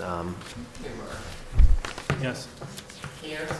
If the board is in agreement with what they want to propose with the citizens petition, can't you as a board put it on the warrant and the board selectmen and the citizen petition just goes away? I don't, You guys are setting the warrant, not anybody else, but you choose to put it on I think you would put it on as a citizen's petition, but that doesn't mean the Board of Selectmen can't also support it. But if it came in as a citizen petition, I'm unaware of any way to take a citizen petition off other than the citizens on the night of the, like, if there was a disagreement or a fundamental flaw, then the selectmen wanted to put their own article on as well that would fix it, that they could do. But you can't. So that means you guys have to remind me that you had a recommendation in your report against it, because you know how I forget that part, right? Well, we don't have to. No, you don't have to. It's a Right. choice. I can, do you want me to explain what our Yes, intent is? please. Or so this is the same article we proposed a few years ago that didn't make the final cut. Basically, the Parks Department is looking to change our type of revolving account. We currently have, I don't have the specifics, a specific parks account that has some limitations on it. We'd like to change over to a normal revolving account that's the same as the other ones that are on the books. It gives us the ability to carry a larger balance. So the biggest limit with our current account, and Mark, I think you're aware of this from before, it's capped at $10,000 every year. And as the rec program is growing, that's a problem for us because parents prepay for summer camp in 1 year, and then the camp is in the next fiscal year because it's all summer. So we've reached a point that our old account is not sustainable anymore. But I know we're asking for a spending limit of $125,000. That's money we're already spending. It's not new. It's payroll and paying all our summer staff. Does it eliminate, it eliminates the cap altogether? Yeah, so the difference with this type of revolving account is there's now no cap, but instead every year you set an annual spending limit. And if we were to raise that, we would have to come back to you for permission. So you have control over the we can't go out and, buy a new whatever. Okay. But it allows us to hold on to some of our money. Parks is looking at several capital projects that we'd really like to be able to self-fund with our own, receipts. I don't think, the taxpayers necessarily should be paying for stuff that's specific to recreation, like a set of bleachers or, repairs to the basketball court, and this will give us some of that ability. Okay. Makes sense to me. I think at that time I was in favor of doing that, so. If I wasn't, I don't know why I wasn't, so. Kim, remind me, we debated this, do you remember I remember there was a few concerns that we had about this revolving account. I have a number of concerns about it. I have a number of concerns about all these additional enterprise and revolving accounts that we continue to establish while our actual budget is only this big. Additional complications of layers. I mean, the general fund subsidizes most of these departments and these boards as it is. And so the idea that they're going to, on their own, now start establishing accounts in order to fund their own priorities and projects outside of the general budget, which again is so small, it seems unnecessary to me. Now, that being said, Parks is a place where a revolving account usually exists so programming can bloom, just like in the library. I'm not in support of them funding their own capital projects. But that's because we only have $250,000 in CapEx for the entire town. And so bleachers over fire truck is an easier debate, I think, but doesn't mean it's not necessary. So I would be reluctant to do it, and not because I don't think that Dan could manage it efficiently, and the benefits he just said would help parks grow in that way, but we are at a point where we don't know if anything's going to grow. That's where we are at with our fiscal health. So the idea of subverting more money out of the budget. Well, we're not. Revolving fund is funded by receipts. I know, but if it was coming in through the You're saying you'd rather see it come right into. 100%. And to me, like Parks and Rec, that if it can fund itself, then it's better off. Yeah, but That's my doesn't the opinion. As a capital, former park commissioner. doesn't the capital, we can tap into CPA money for the capital projects for parks. Yeah, I think, we're not talking about like a multi-million-dollar project. We're talking about like a new lawnmower Right. or something. And, I mean, Smaller And capital. quite frankly, they fall below the $25,000 threshold anyway for CapEx. I mean, I'm not saying I see the point, I just don't see that it's gonna actually generate this kind of revenue in order to fix these problems. And if it does, then that sure seems like revenue we could use to help offset just keeping the lights on. I mean, I think our programs, we're looking at maybe around a $20,000 profit, but I've got, $10,000 project to repair all the lights on the basketball court, so that'll eat up a huge chunk of that. And Dan does a great job it's of getting that sort of grants stuff. and doing, I mean, he does, there's no question. If we were in a different financial situation, ask me in a different year, that's all I'm saying. Right this moment, it seems like the timing is, Well, that's why I'm asking the question the way Right. I'm asking it, because I'm leaning that way also, Kim.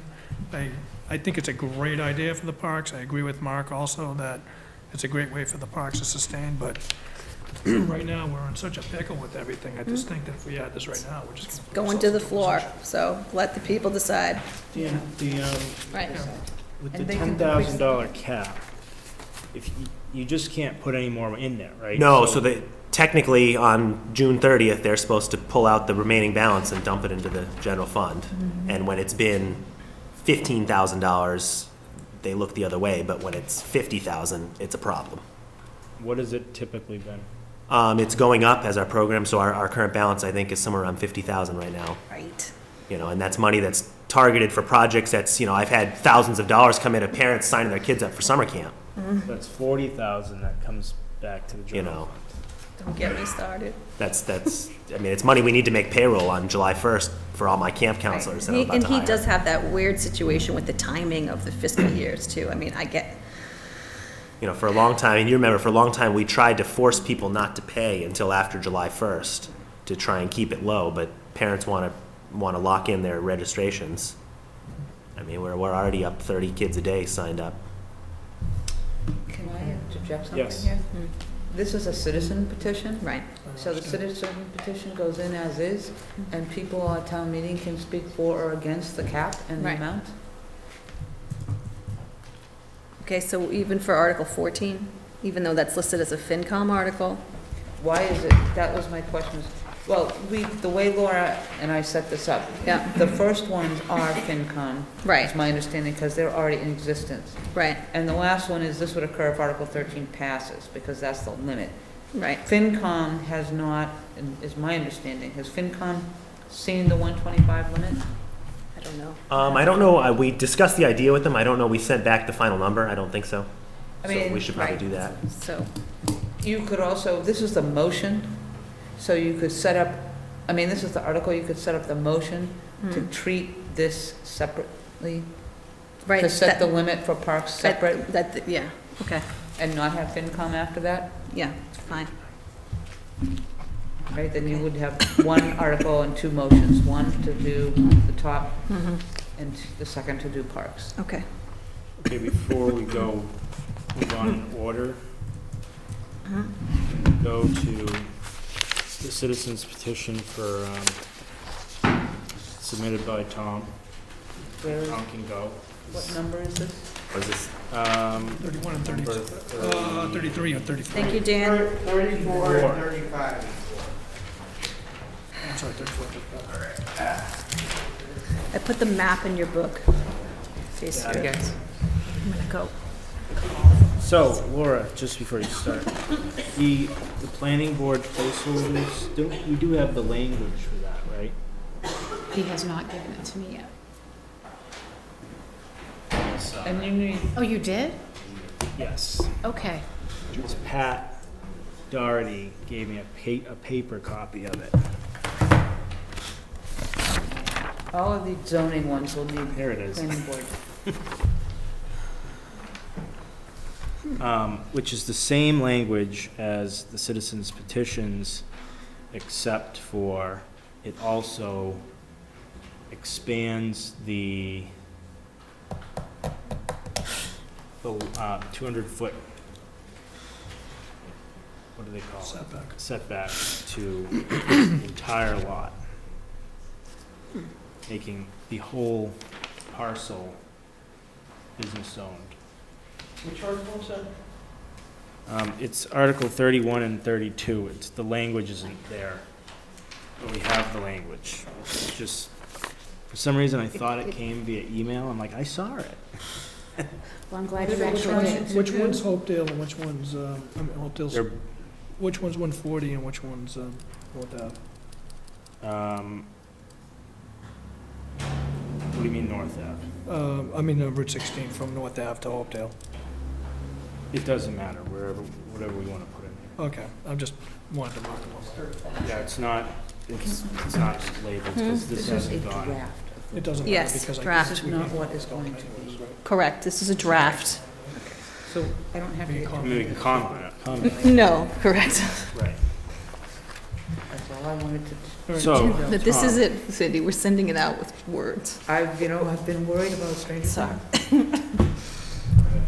Yeah, well, I submitted this citizens petition in the interest of economic development on Route 16 from North Ave down to the Hopedale line and over on 140 Cape Road area. Trying to rezone those specific areas as highway business zoning. They're currently general business zoning. I know the planning board is also planning on, no pun intended, putting similar language in there.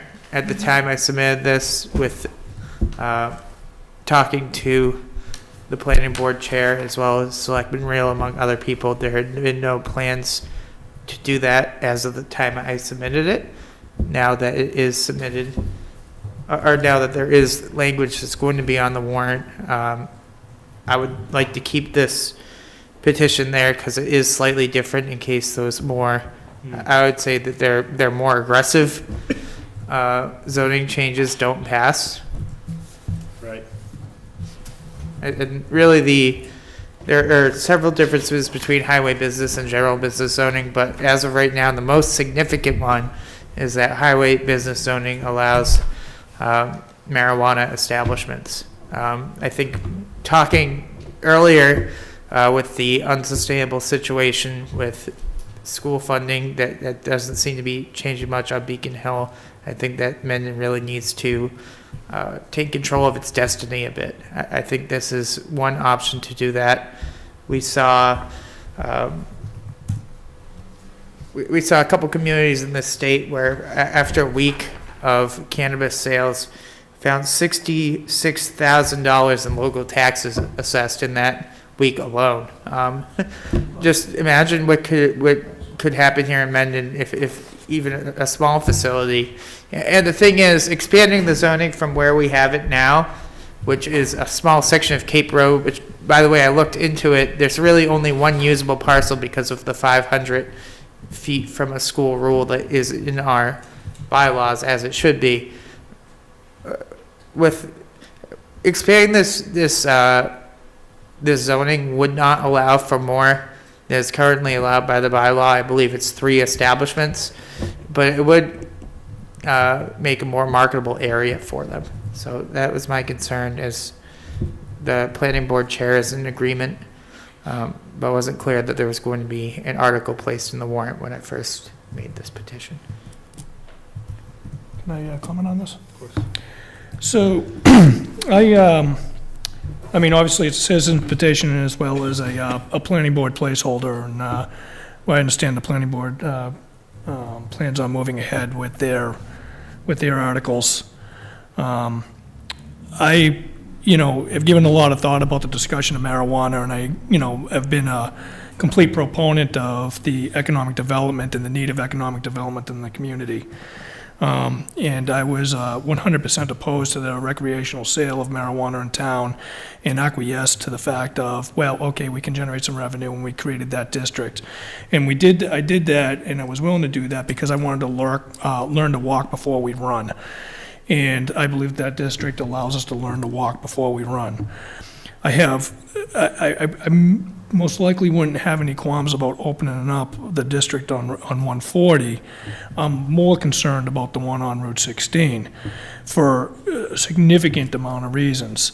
Number one is that it's within the line of sight of a school, regardless to it being more than 500 feet away. Number two, we don't have a really strong understanding of what we want to do on the town-owned land across the street. And we talked about the economic development possibilities and doing an RFR request out there and what we could do. And this potentially could steer away potential investors who may want to build on that land, because potentially there could be an applicant who wants to stick it, and has been some interest in sticking it right next to the parcel that the strip club's going to be going on. So coming into town, one of the first things you're going to see if you're coming from Hopedale is you're going to see a strip club, and then you're going to go one parcel down and you're going to see a marijuana establishment, and then you're going to go 2 parcels down and you're going to see a drive-in that's playing Aladdin for your children. It doesn't make sense. I'm more concerned about this than the potential tax revenue that we can gain out of this. I really want to think about it more and really understand what we want to do on this land.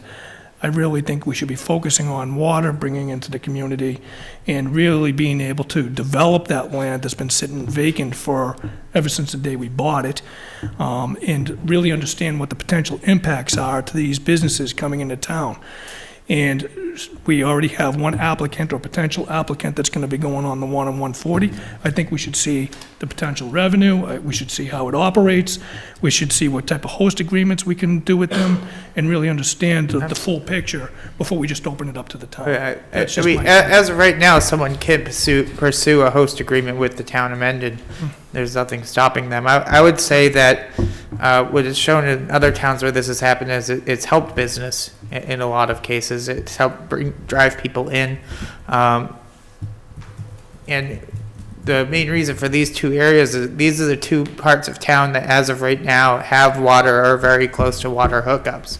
So I would say that that's more of a reason that we should be rezoning them highway zoning. So. Again, just my strong opinion is that I think we, in my opinion, we should be looking harder at this, and looking harder at those parcels before we just open it up to these types of businesses without really understanding the impacts. Just my opinion. So no reason to discuss it any further. Yeah, I mean, for me, one of the things that we barely got that bylaw passed at the last town meeting because it was too restrictive. And so the discussion around that was that we would bring this issue back to town meeting in May to expand that. And that's, I feel like if we didn't have that discussion and say that, then I'm not sure that we'd even have a bylaw at this point, because the voters at town meeting felt it was too restrictive. I understand what you're saying, Mark, but all the voters in town had plenty of opportunity, ample opportunity to go to those public hearings that were done by the planning board and the roundtables that we conducted. They had plenty of time to do that. They chose not to. And, at that point, at the very last minute, when this came up in front of town meeting, people were concerned and didn't even really understand this. Now, the planning board had already put an article on the warrant, and had already had that planning board hearing, and that's why we couldn't amend it. And that's why we moved forward with it. But there was ample time to do that, and I really think that we should learn to walk before we run. Okay, go ahead. I totally understand some of the concerns, but I know, I attended that planning board hearing and made the same comments that were made at the town meeting, and none of that made it into the bylaw. They put the same exact bylaw they presented at that hearing on the town meeting floor, which is their right, but. And also that was a meeting at night where we were trying to bring more economic stimulus into the town by expanding on used car dealerships and changing the restrictive zoning language on that, and we were tarred and feathered. So, I mean, it's kind of a hypocrisy when we're sitting here talking about this, to be honest with you, if economic development is a stimulus to bringing in these types of businesses. So, just my opinion. Okay. Well, that's all the more reason the people in Mendon should be able to decide either way. So, happy it's going on the floor. All All right. All right. Thank you. So- Thank you for your time. Right, so the plan, I didn't see language from the planning board, but we have, you said we have one, okay. Just one option from them, one recommendation, or are they doing two? There's two. Oh, there's two articles. Okay, so I was told that they're doing a public hearing second Monday in April, just. They should notice both of them so they can do them all at Right, once. just to, Right, they should do the citizen petition and theirs on the Same. same night, so they don't have to have double the hearings. Right. I don't Okay, know what- whatever. I've not This- looked Back at it. to, whatever, these are his notes, oops. so, okay, just making sure we have actual language. Article 14. Okay, And a planning board report before town meeting. Both. right. Article 14 is the spending limits on the revolving funds. Okay. 15, it says, raise appropriate funds for highway construction maintenance account or take any action there too. That's Alan. Hi. Come on up. So, I wasn't at FinCom, so I can't tell you their recommendation, but I can tell you that we have $771 in free cash. So before we start allocating money, How are you? and nothing Wonderful. raise and appropriate. So what are you looking for? Just for some overtime money where I am in the red right now. I believe in the tune of $700. Ooh, I Well, don't know. I think we could do it. And this is just, I Oh, mean, it's all going to, never mind. yeah. This is just to get me through the end of the year. I mean, with all the, I mean, you know what kind of weather we've been having. Our overtime has just been way more than anticipated. Yeah, but doesn't the overtime for snow removal come out of Chapter 90? No, I'm not, I'm talking about all the trees that came down during the summer before, all the water, wind, water, and trees. This is summer time. Basically, yeah, it's not Did it. snow and ice.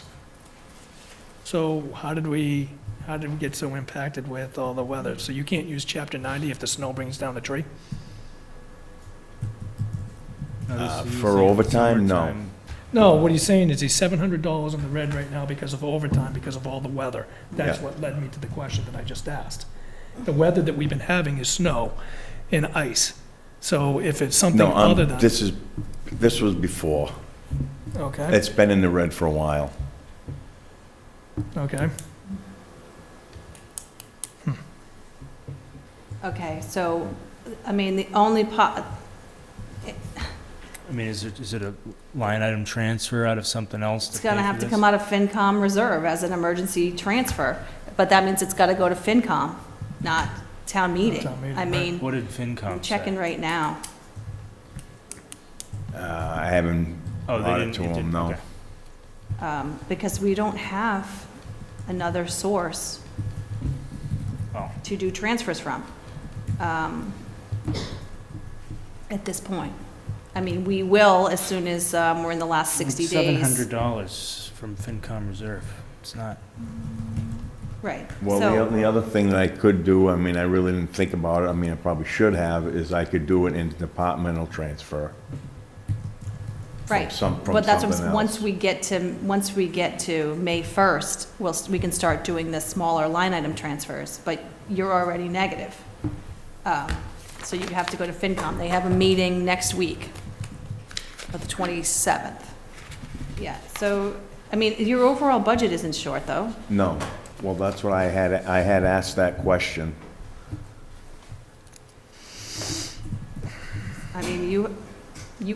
You could fund it within your own your own expense budget. But because it's salaries, You have to transfer. Yeah, Just that's need to what do you'll that. have that's to the only do. reason. You can either, right, you're either gonna have to wait but till with a May, new form, because I hate that. May 1st. It's wrong. All right, I've said it a million times. don't distract me, it's hard enough. So next week, you have to get on the FinCom agenda. So the Board of Selectmen could approve a transfer right now from FinCom reserve, well, no, it's just them, not even you. So just FinCom at this point, emergency transfer. until May 1st. Mm-hmm. Otherwise, you gotta wait till May. And then it's them and FinCom signing off on regular transfers. Okay. This is staying on the- Get it No, done. it's coming off the warrant because we don't have a funding source. So Why is it a FinCom-sponsored article if it's, it's probably just because it's an expenditure and it was listed as a FinCom article. so where did it come from? It came from him, As a Came from department? me, I sent it up to the board. right? So we'll take it off the warrant and he'll go to FinCom and ask for a transfer, emergency transfer. That's good. Because we don't have, So- even if it goes to FinCom, if, it would have to go to FinCom in the traditional sense, they wouldn't have a place to fund it from. So what if I just do a departmental transfer through my own? I still gotta go to You FinCom? Can't do it yet. Well, Dave You did can- it. Okay, I got it. It has to go to FinCom though. Right, that's Yeah. what he did. Right. Right. Well, actually, it's coming out of FinCom reserve. Right, has to come out of FinCom reserve, has to be an He's gonna emergency. reimburse FinCom reserve. Right, it has to be an emergency. So, Okay. Got but it. they got a posted meeting next week, so I would contact the chair Mhm. and send it on over there. I will. Great. Okay, Is that all you got? No, Right. 38. 38 is non-existent. It's on this town meeting. 36? Well, we're going, there's getting less, but currently there's 36. No, 36 maybe? Chapter 90? that's fine, Oh, that's that's on done. consent. You're good. We've already done that. I'm gonna Thank you. Thanks. 16. So this one's a little bit different because it's a revolving account, so it has to be approved at town meeting. So we're gonna have to find funding for this. Why does that get overspent?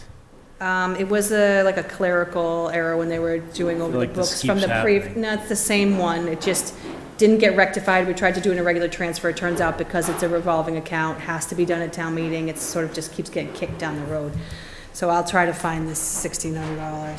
So, So you recommend taking that off? No. no, it's got to stay on.